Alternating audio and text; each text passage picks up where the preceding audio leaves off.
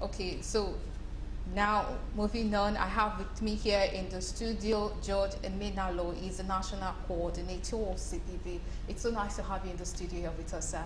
Thank you very much. Okay, so thank you for inviting me. We thank you too for coming. So if you had to dive right in, a lot of groups have been clamoring for Igbo presidency. And a lot of people feel like it is about time, it is overdue for the nation to have a president that is from the Igbo tribe. Could you please tell us why a lot of people are clamoring for this, or should I say people from the southeast are clamoring for this? Once again, I say thank you.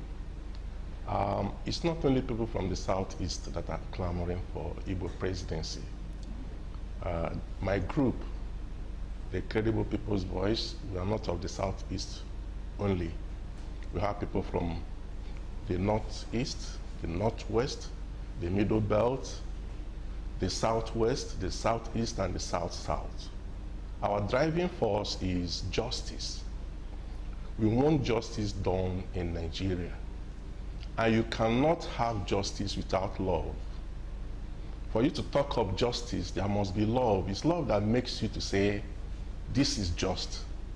And you cannot be a credible person or you regarded as somebody who has integrity if you don't stand for justice.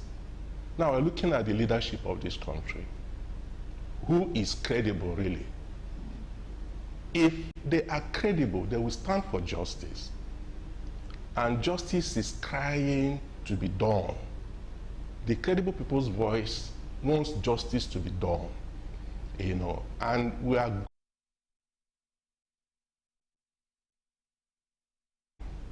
and Jesus says, if you love me, keep my commandments. By keeping his commandments, you are showing love, that you truly love Jesus. You truly love God. Now, Nigeria's commandment is constitution. If you love Nigeria, you must keep the constitution of Nigeria. They talk of loving Nigeria or having Nigeria moving forward without obedience to the constitution of Nigeria. It's an aberration, because truly for you to achieve justice, constitution must be implemented to the letter. So look at the political parties. They sat down, wrote their constitution, and said they will have rotational presidency. And they started from the southwest. After the southwest, northwest got it. It came back again to the south-south. It moved up again to the northwest. Now the northwest will be finishing 8 years in 2023. Now it's only fair, it's only just, it's only equitable to say southeast, we are the only zone in the south that has not tested the presidency. Now it is their turn. I don't expect somebody who claims to be a God-loving person, somebody who claims to be, take for instance, a pastor, coming out to say, I am blinded to this injustice going on. I am not from the southeast, but I still want to be president of Nigeria. At this time, that is the turn of the southeast. That means there is no justice in that person. So what we are clamoring, because our clamor goes beyond now. Even after the election, wherever we see injustice, we will speak out. If injustice is done in the north, we will say, this is not fair, this is injustice, please address it. So that by the time Nigerians imbibe this spirit of doing justice to all, there will be peace in Nigeria. There will be progress in Nigeria. Nigeria is blessed with great people, great thinkers, achievers.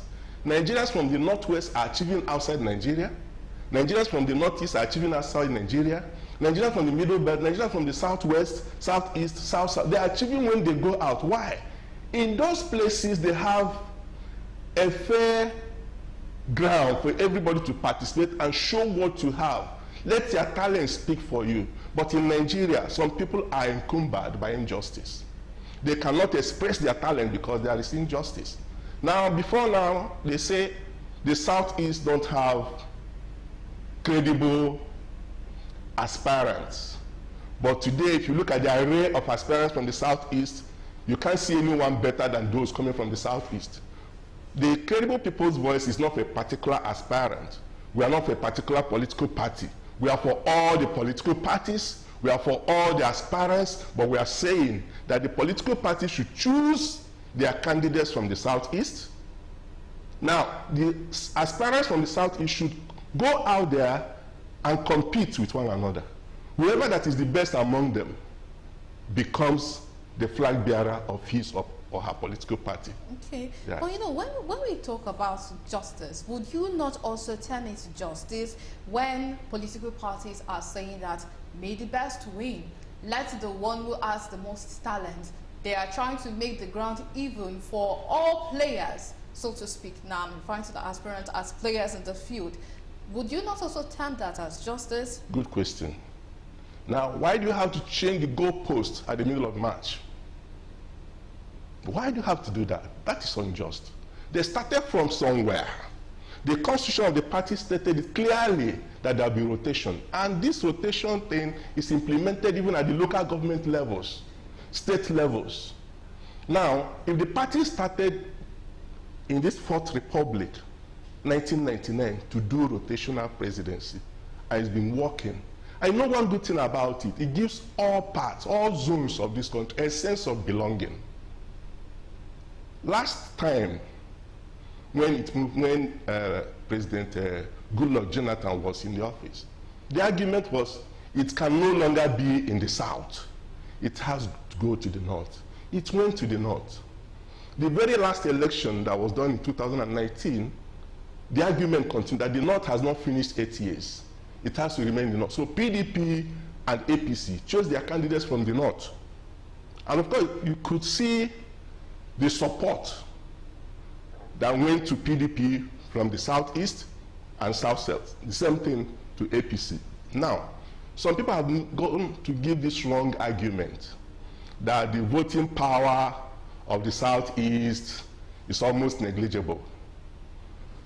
The last election, maybe they didn't get up to 1.5 million. But that's an aberration. You know the truth. Most Southeasterners, 70% of Southeasterners live outside the Southeast. And they don't run back to the Southeast to cast their vote. They cast their vote wherever they reside. They are in Lagos, they are in Kano, they are in Maiduguri, they are everywhere, in all the major cities of Nigeria. Once you count the indigenous people of that state, the next are Southeasterners. And they vote in those places. They contribute their lot in those places. They pay their taxes. In fact, they love Nigeria so much because they are the only tribe that don't see any other place as a strange land apart from their place. They hardly go home. They are in other places in Nigeria, building up Nigeria, contributing to the development of Nigeria. Then why can't Nigeria embrace this group and say, we can't deny you of your right? You have shown oneness, you have shown development, you have shown commitment. This is the time to do what? To compensate you for making Nigeria what it is. If you now say, you marry a woman, you convince your wife, you love her, and she accepted to marry you based on love, because it was love that made the Southeast, the North, the Southwest to agree to an independence in 1960. But somewhere along the line, there was issues came up, and somehow love was lost. So in a marriage, suddenly you stop loving your wife, you start disrespecting her, you start depriving her of her rights. If she runs away from your marriage, is she wrong? Now answer me. You know, this brings to mind the issue of the IPOB now, because some people, it's in the public domain that the reason some people are hesitant to consider Igbo presidency is because they feel if an Igbo person becomes president of Nigeria, then the person might just push the start button to secession. It's not possible. The Igbos are rational people. The Igbos are peace-loving people. IPOB is peace-loving. Peace-loving? Yes. Would you You know, let me tell you, I am not a member of IPOB, okay? But I buy into the agitation Because they cry exclusion and injustice to the Southeast. They cry marginalization. It is very simple. If Nigeria says, to prove you wrong, this is your turn to produce the president, produce the president. I am telling you, if that is done, you will see the agitation. And of course, releasing their leader, showing them that truly we are one Nigeria. There will be peace. That's all they are clamoring for. Let me tell you, the level of insecurity now in the Southeast is so worrisome. It's like many Nigerians who out of frustration are committing suicide. Okay, but you would also have to agree with me that killings being carried out and the name attached, the perpetrators are called IPOB or ESN. Now, I don't think anyone would consider that as peaceful, especially the one that happened recently of people who defied the sit-at-home order, that they were murdered, and the tag that was given to it was done by IPOB. I have read several press releases by IPOB disclaiming those killings and saying that they are no longer standing for sit-at-home on Mondays. I read where IPOB said that the only sit-at-home they will observe will be the day Kanu goes to court. They have refuted it severally. They don't behind what is going on in the Southeast. I think it's for the government to investigate, unmask the unknown gunmen. Know who they are, do proper investigation. Your last speaker was saying that trials are done in the media. That is wrong. Do the needful. Carry out proper investigation. Arrest the culprits. Are they more powerful than the Nigerian military? What is happening in the north with terrorism? How many of them have been arrested, released, integrated into the Nigerian army? We are talking of fairness, we are talking of equity, we are talking of justice. Giving a dog a bad name in order to kill it is wrong. If IPOB has come to say that they are not behind what is happening, it's left for the government to investigate, find out, know whatever that is happening, stop it. Nobody is comfortable. Southeasterners are not comfortable going home because of level of insecurity. You think Southeasterners like killing themselves? They are not. But you see, circumstances have been created now for criminals to hijack whatever situation that is there, to perpetuate what they are doing, and it's being called IPOB. It's not IPOB. We need to find out who is behind this. And I am saying here that if justice is done to the Southeast, using this presidency, using this period to say, it is your turn by virtue of rotational presidency. Take it. We don't need to start extra political calculations. IPOB. No. Their turn is their turn. If you have 4 wives, I will tell them you will have a night every night with me, one of in a week. When it gets to the first wife's or second wife's turn, you say, I notice your children are not behaving well. You have created discrimination. But if you allow that thing which you have established to run through, run its full course, the first wife comes in, have the night with you as Oga, goes, the next one comes, the third one, the fourth one, there will be peace in your family. Because when the first wife goes to tell the children, your papa does not allow me to come to his room again, they will start crying outside. And you cannot beat a child and tell the child not to cry. Okay, but moving away from the IPOB matter for now, if we are to consider it, like, let's look at it as from the angle of the political parties. Yes. A lot of parties that we have in Nigeria right now want to be in power in 2023. Yes. And we also have to consider that the candidates they might want to choose is the one that has the largest clout, the one that has following, the one that is most popular, the one who they feel like if we have this person in our party, then definitely we are definitely going to get the prize of 2023, which is the presidency. So I have a list of Igbo contenders for 2023 presidency from both APC, PDP, and other parties. But if we are to look at other candidates now who are not Igbos, and we are to we look at the clout they have, the following they have, if one were to be a member of a political party and Yes. you want your party Yes. to climb up to power in 2023, Yes. would you not choose the candidate who is best to promote your party rather than, you know, you want to do justice, like you said earlier? Thank you very much. Look at the array of aspirants from the Southeast. Yesterday, P2B had, I didn't want to mention names, but your question is making me to mention them. P2B yesterday had 1 man or 1 million man march across the nation. You need to look at the turnout. Nigerians asking for P2B. He is credible. He has proved it. He did well as a state governor. He's been consistent. And Nigerians say we need to change the narrative. We need a new man to do this for us. We need a man that the youth can look at and say, yes, he has done it. If he fails us, we can deal with him. He's asking for the party to give him the ticket to prove that Nigeria can walk again. Now, what makes him unpopular or unable to achieve nationwide support if the party gives him the ticket? One, he has a base.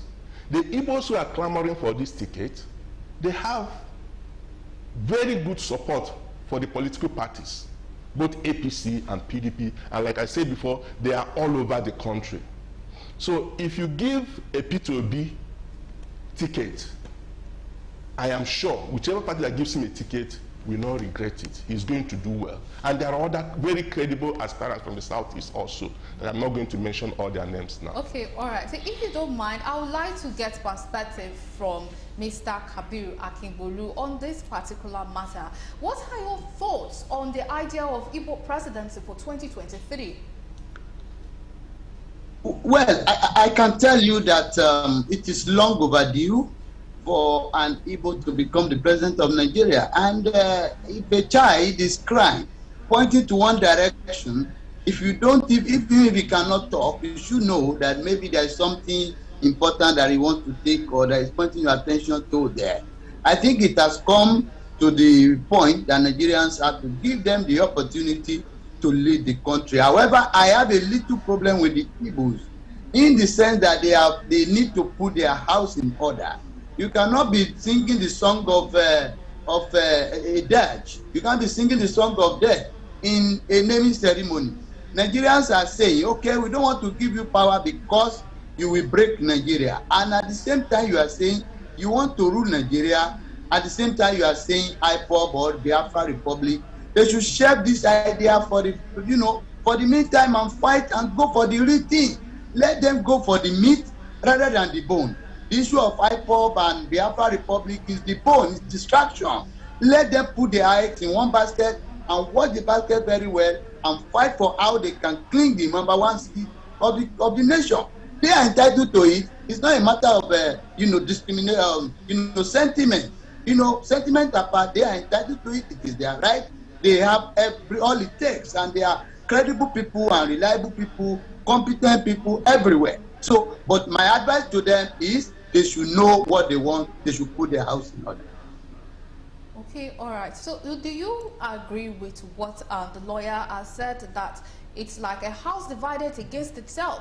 We have some people clamoring for IPOB, and we also have some sects saying Igbo presidency.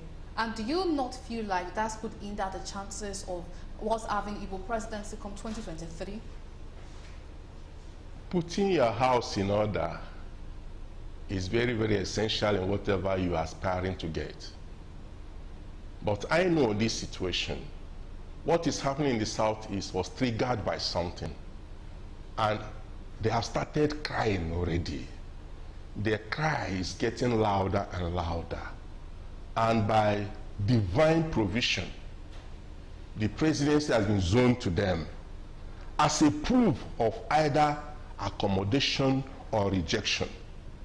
Now, if they are accommodated through this presidential slot, I am telling you that cry will die. The truth is that the house is not so divided. The Southeast is not disorganized. We still have elected governors, we have chairmen, we have everything, we have senators from the Southeast, We have House of Rep members, they are there. They are not disorganized. But that cry for justice is vibrating everywhere. The moment there is sign that it is being addressed, you will see how organized the Southeast is. That's just my submission. Okay, but let us look at the case of Orji Kalu, who was giving support for Senator Ahmed Lawan. It's sort of like conflicting, you know. Everyone is, not everyone now, but a lot of people are saying they want Igbo presidency, and this is an Igbo man who is giving support to a Northerner. You see, that's one thing with the Igbo. We are Republican in nature. Orji Kalu is entitled to his opinion. That's his opinion. But that is not my opinion. I am George Emenalo. My opinion is that it's the time for the Southeast to do what? To have the presidency. Orji Kalu is Orji Kalu. He has his opinion to say, no, I want it to go to the north. But how many people will follow him from the Southeast to go to the north? That's the question. He has the right, yes. Okay, all right. Now, because we do not have much time, to round up now, if I may ask, the primaries is basically knocking on the door right now. Right, that's right. And what do you have to say about it? Because this is what will determine what each political parties who each political parties would have represent them. Because it's as if that's what declares everything now. Yes. And I want to advise the political parties. If you look at it consistently, the Southeast, except for the current government, has always been in the ruling side, ruling party. Their votes count so much that whoever that wants to win wants to get the Southeast on their back. Forget the current calculations. Because of last election that they almost clamored for no election in the Southeast. So the level of registration was low, even outside the Southeast. Southeasterners were nonchalant towards the election.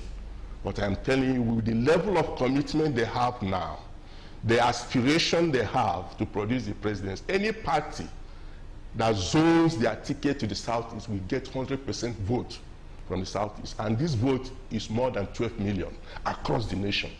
But we also have to put in mind that the population of Nigeria is 200 million and counting. That's what I'm saying. How many votes produced the current president? How many? How many? Southeast alone will give any political party 10 million votes and above. Confirm it after the election. The ones that are willing are ready to vote will give any political party that zones their ticket to the Southeast 10 million votes. I'm speaking statistically from what has been happening from 2099 till date. They've been consistent in supporting a particular party, especially PDP. If PDP denies them this right, okay. Well, we would definitely have to hope for the best come. Well, that's not even next week. Next weekend. Come next week, yes. Exactly. And we thank you so much for taking your time to be with us in the studio today. That's George Emenalo, National Coordinator of Credible People's Voice. Thank you so much for being being here today. Thank you for having me. Thank you, yes. This is unfortunately where we'll be drawing the curtain on today's episode of Firecrackers, and we thank you so much for staying with us to the very end. My name is Ifeanyi Salako, and may a joyous week be yours. Thank you. Thank you.